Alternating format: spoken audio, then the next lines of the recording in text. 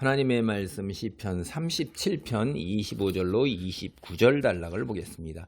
다시 말씀드리지만 이 37편은 시편 중에서 특이하게 이제 알파벳 순서대로 이렇게 시작하는 거예요. 그래서 알파벳 그걸로 이 22글자의 순서대로 한 절마다 이렇게 사행씩 만들어 놓은 걸 우리는 번역을 이제 이렇게 해서 하는데 40절까지 이제 이게 그 22글자가 순서대로 있는 건데, 단락을 우리가 이제 어떻게 나눌 거냐 할 때 이제 9단락으로 여기를 한번 나눠볼 수가 있는데, 첫 번째 단락이 악인들 때문에 낙심하지 말고 주님을 의지하라, 이런 얘기였고, 두 번째 의인은 흔들리지 않는 신앙을 갖고 있다. 세 번째 단락은 의인은 땅을 차지할 것이다, 이렇게 하고, 네 번째 단락이 악인들의 음모는 성공하지 못한다.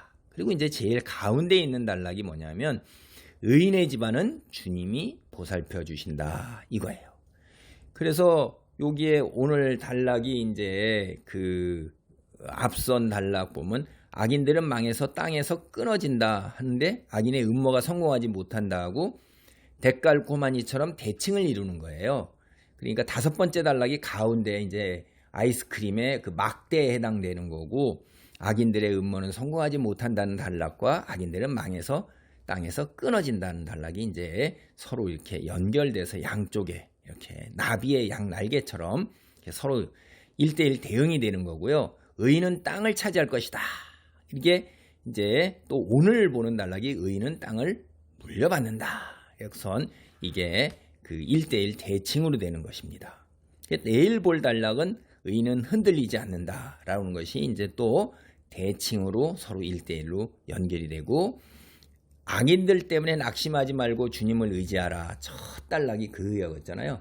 마지막 단락이 그거하고 1대1 대칭돼서 여호와의 도움을 바라고 구원을 소망하라. 그러니까 낙심하지 말고 주님을 의지하는 게 여호와의 도움을 바라면서 구원을 소망하는 거, 이렇게 1대1로 대응돼서 이게 그 가운데 의인의 집안은 주님이 보살펴 주신다라고 그러는 핵을 중심으로 해서 양쪽으로 1대1 대응을 해서 4단락 해서 8단락이 있고, 가운데 한 단락이 이렇게 있는 거 9단락으로 이렇게 됩니다. 그래서 이런 걸 이제 감사, 찬양, 개인, 유희, 언어 유희를 하고 그러는 건데, 우리가 한글 개역개정이나 이런 한글 성경이나 영어 번역 성경을 보면 이런 걸 잘 모르죠. 근데 그게 대단히 뭐 크게 구원받는 데 중요한 건 아니지만은, 말씀을 깨닫고 그 풍성함을 누리는데, 말씀의 오묘함을 누리는 데에는 이제 이렇게 이런 설명을 들으면 더 훨씬 뛰어나죠. 그래서 이 성경이라는 것이 인간의 작품이라고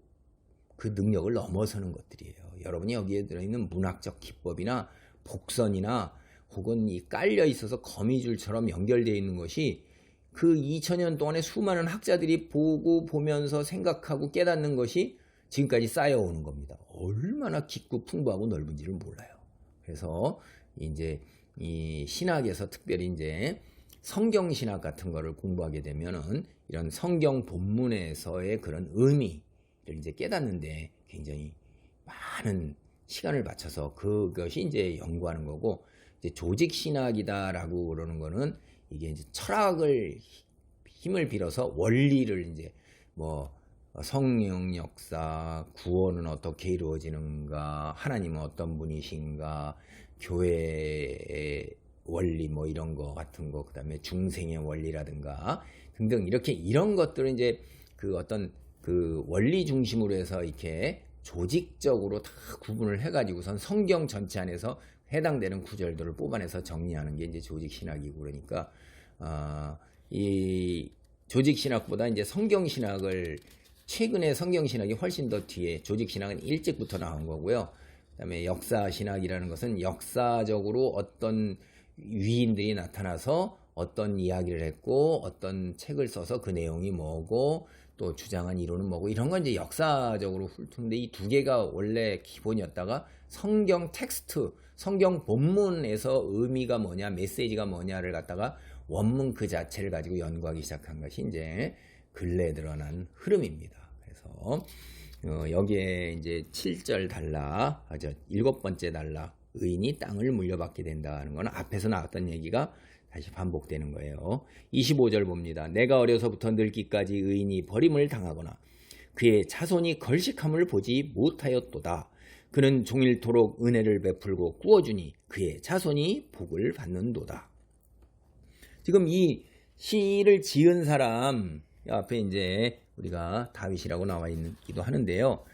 이 시를 지은 사람이 일평생 사는 동안에 그 하나님을 믿고 하나님 말씀을 기준으로 하는 사람이 하나님으로부터 버림을 당한 걸 못 봤다는 거예요. 세상 사람으로부터 버림을 당해요. 고통과 궁핍과 그 어려움을 당하고 시련도 당하죠. 그리고 하나님으로부터 버림을 당해서 그의 자손이 고아, 걸식, 그 다음에 과부, 파산 이렇게 길거리에서 뒹굴을 이렇게 하나님이 그렇게까지 내버려 두시지는 않는다 이 말이에요. 보살핀다는 거예요. 그게 어느 정도까지냐면 그는 은혜를 베풀고 꾸어주고요. 그런 다음에 그 의인의 자손은 은혜를 베풀고 꾸어준다 이 말이에요. 여러분이 우리가 경주 최씨라는 일가에서 100리 안에 굶는 사람이 없도록 하라 그렇게 계속 베풀고 그런 세상 사람도 이제 그런 얘기를 하는데 유명한 이야기죠. 그분은. 그래서 여기 보세요. 은혜를 베풀고 꾸어줄 수 있는 사람이 누굽니까? 의인이에요.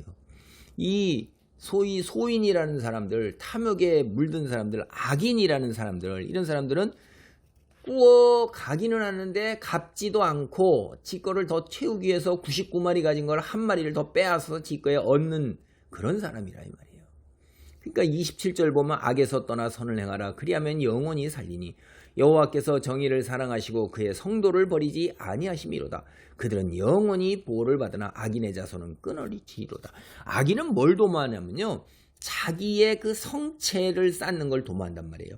가문과 기업 이런 것들을 철저하게 이렇게 땅, 회사 그 다음에 재물, 권력, 명예 이런 거 대대손손 내려주려고 그러잖아요. 그냥 세상 전 세계가 지금 다 정치인은 정치인이요, 연예인은 연예인이요, 심지어 우리나라는 노조원까지도 이렇게 하고 다 이렇게 세습해서 물려주려고 그러는 이런 경향이 다 있어 오잖아요. 그런데 자기들이 그렇게 해서 성공한 것처럼 보이지만 끊어지는 거예요. 그런데 세상에서 지금 시련과 고통의 어려움을 겪는 것, 그건 누구나 다 겪는 거니까 하나님의 백성이라고 겪지 않는 건 아니에요.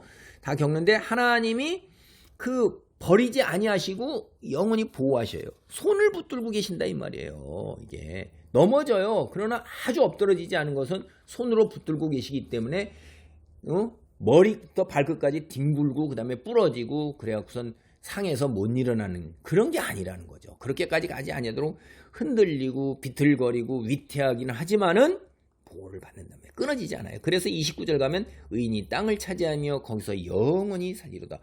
의인은 땅을 물려받고 영원히 물려받는 거예요. 악인은 소멸되어서 앞에서 봤죠. 부질없는 연기처럼 사라져서 연기가 보세요. 눈에 있는 것 같은데 금방 없어지잖아요.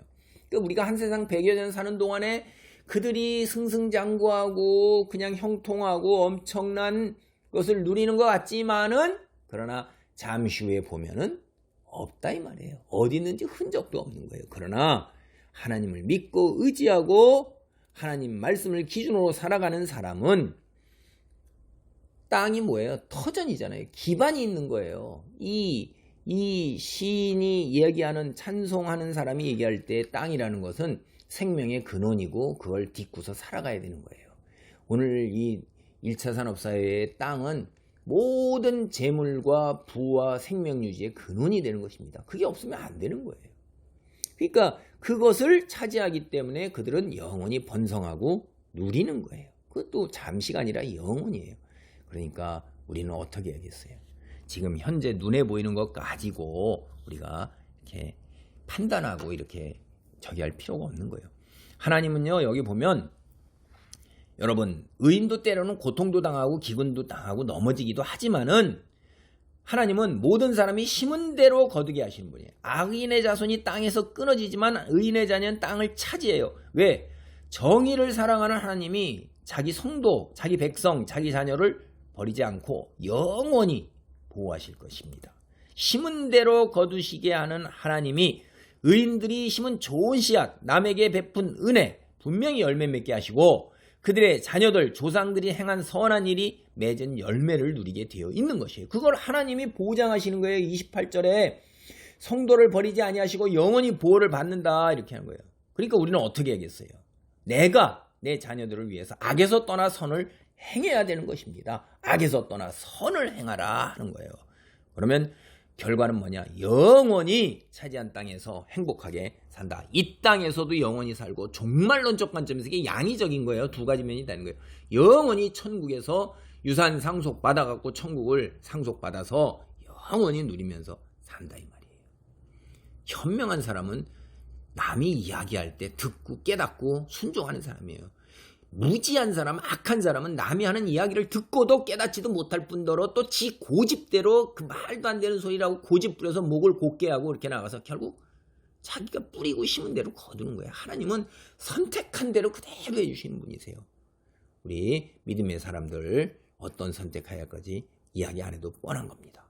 기도합니다. 하나님 감사합니다. 의인의 선택으로 은혜를 베풀고 구워주어서 악을 떠나 선을 행해서 하나님 나와 내 자녀가 하나님의 영원한 보호 속에서 땅을 차지하여 영원히 사는 놀라운 은혜와 축복이 있기를 간절히 기도합니다. 예수님의 이름으로 기도하옵나이다. 아멘.